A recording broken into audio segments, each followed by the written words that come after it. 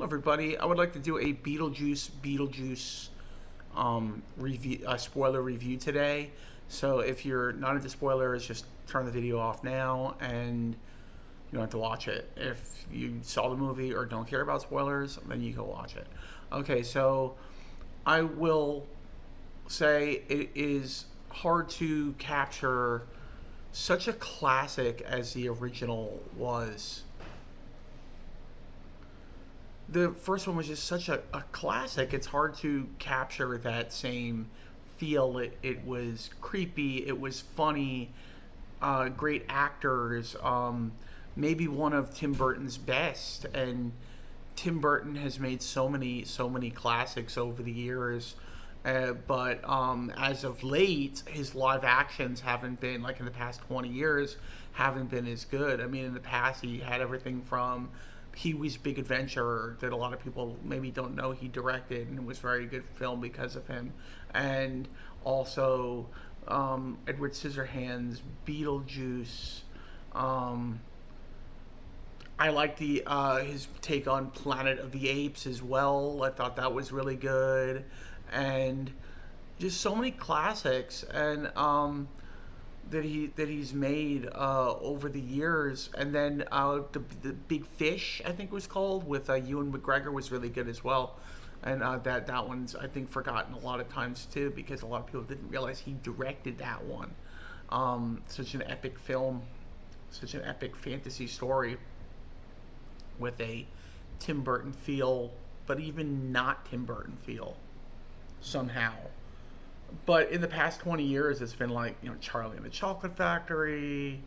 Um, he's made Alice in Wonderland, which weren't great films. They just weren't that good. He and Sleepy Hollow. Did he do that one as well? He might have produced that one. I don't know if he directed that one. But and then obviously everyone loves his stop motion, which I think all of them have been good.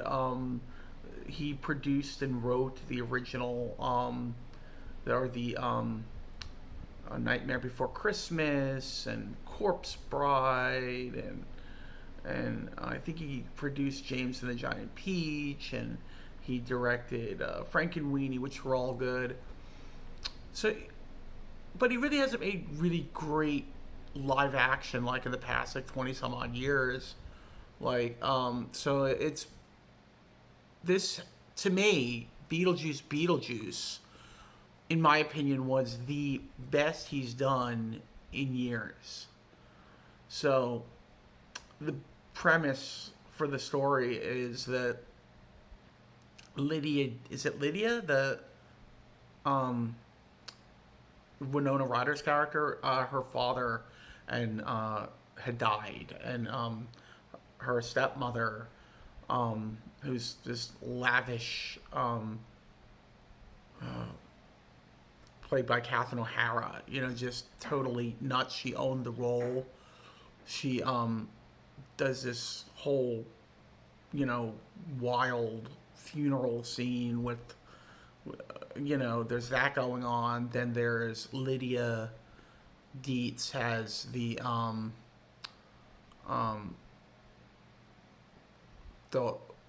her whole relationship. Her husband died.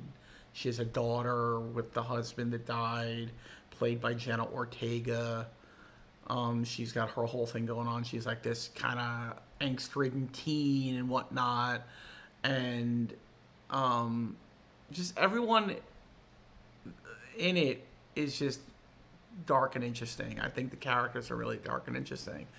So, I mean, I don't want to get too into the story and too, detailed, but it was basically about Beetlejuice coming back, his ex-wife trying to kill him. She's like a soul sucker or something, and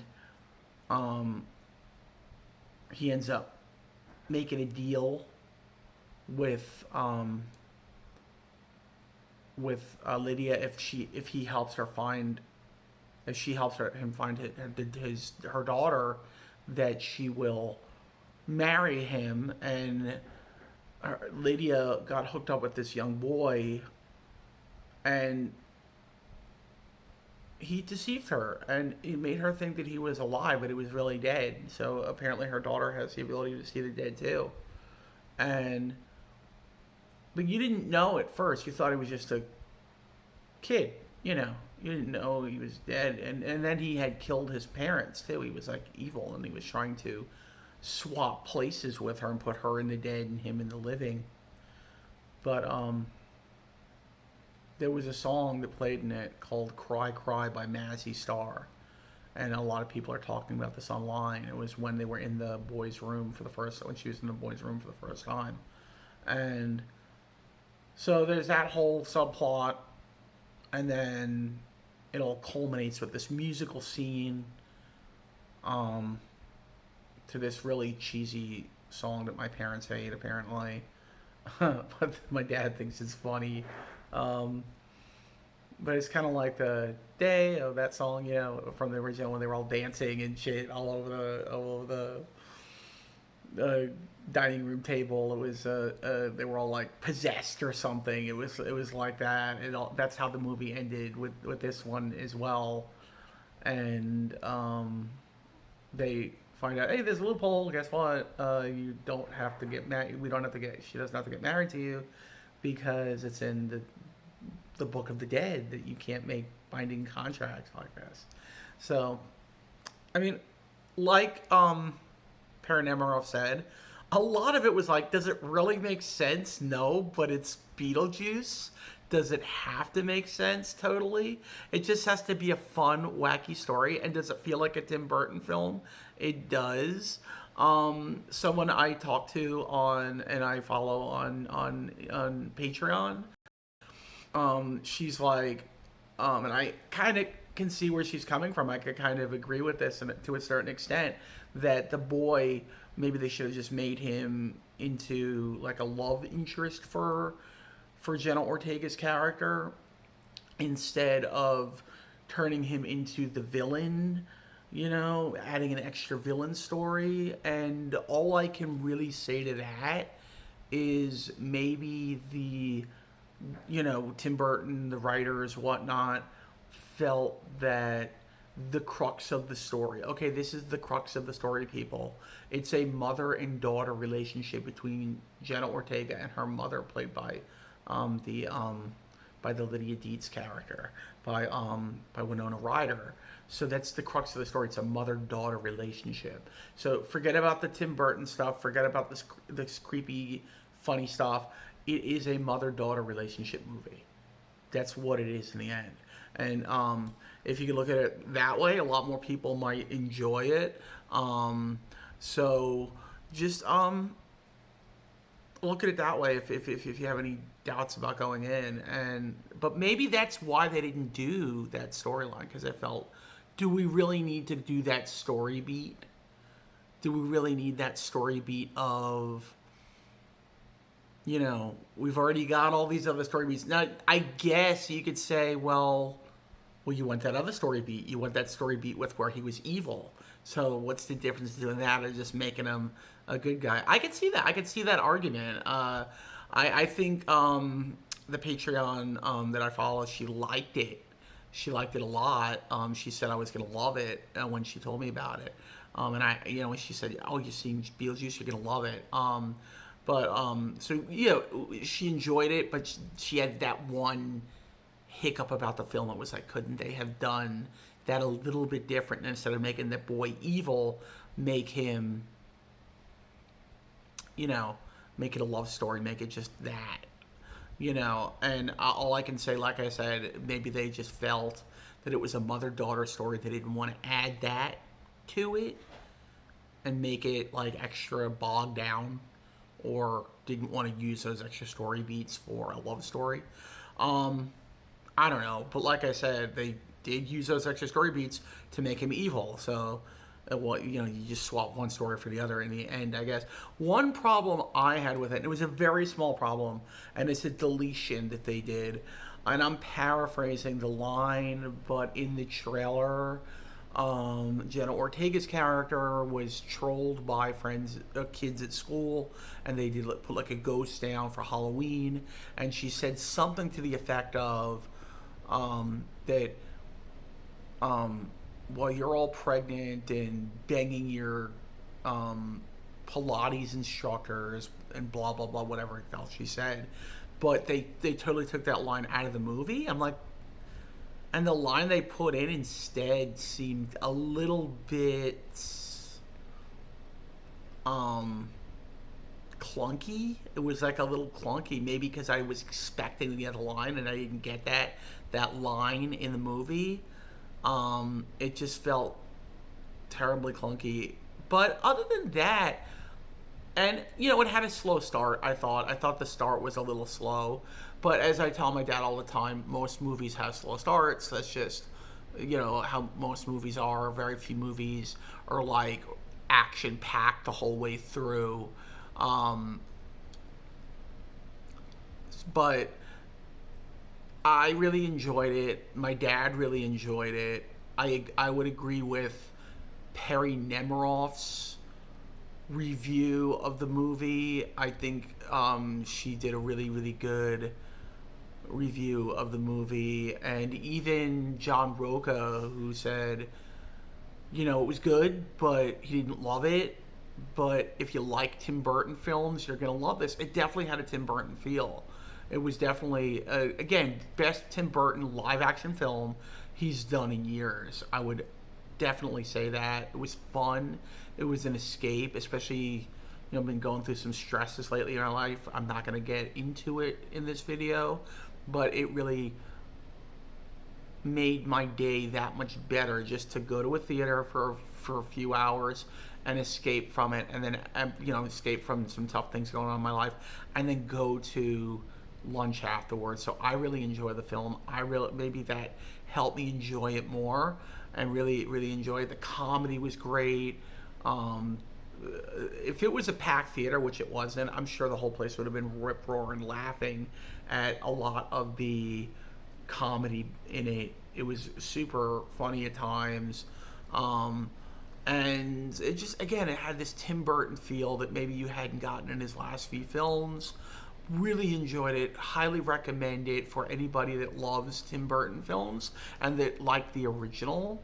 I would recommend, and something I wish I would have done, is watch the original first. Watch the original first before you go in. I don't know what... It's Warner Brothers, so I would assume it's on... I would assume it's on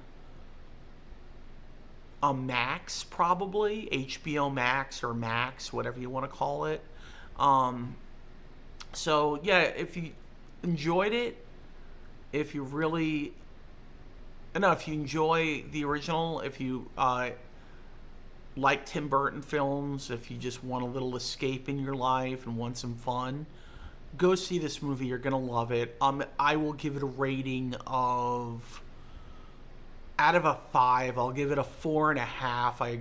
I grade it down a little because of that deleted scene that I mentioned. It doesn't kill the film for me, but would have been better to have that in there. And then I'll mention one other thing, and I don't downgrade this as much because I saw it in the trailer. Beetlejuice says, what the fuck, he basically says, but they bleep it. So they say, what the bleep, basically. They bleeped it out. And I think they did it for a comedy, because you could say the F word in a PG-13 movie a couple of times, maybe 2 or 3 times, maybe even more than that. But you can't excessively say it, like in a Pulp Fiction kind of thing, or a Quentin Tarantino kind of way. But you can use the F word a few times in a film and not get an R rating. So I don't think it was a ratings thing, and I don't think the Jenna Ortega line was either. But at least I think with the bleeping the F word out with Beetlejuice, I think that was more like a creative decision to do comedy, so it doesn't bother me as much. Um, so anyway, yeah, I would definitely give it a 4.5 out of a 5, downgrading it a little bit because of the deleted Jenna Ortega scene about um, being pregnant and banging your Pilates instructors. That line, if that was kept in, I think would have been better. Or at least if you're gonna take it out, don't put a clunky line in there. Put something that sounds more organic into the scene. But whatever. I'm not a writer. I'm not professionally anyway. I write for fun. I write poetry, love poetry, and I do short stories, and I write uh, journals. I do journaling, and but yeah, I'm not a professional writer. I'm not a professional filmmaker. Even for the any of the story beats that maybe could have been changed, I don't really get heavily into getting upset over different storylines like that could have been done differently, because I would not know the first thing about writing a film, or knowing how to storyboard, or how to come up with themes and ideas for films and stories. I just in scripts. I'm not good at that, so I leave that up to the hardworking people in Hollywood to figure out. And I just go in the film and enjoy it, because most films are popcorn films to begin with. So I try not to get too bent up over, oh well, they didn't do this with the story, or they didn't do this line or this. Did that scene was a little jarring because it was in the trailer. I knew about it, but it's not like I could write it better, or I could do better line insertion instead. So yeah, really enjoyed it. I hope you guys have a great day, and go see this movie. I think you really like it. If you like Tim Burton, if you like to have just a good time at the theater, just go see this movie. And have a great day, and may the force be with you.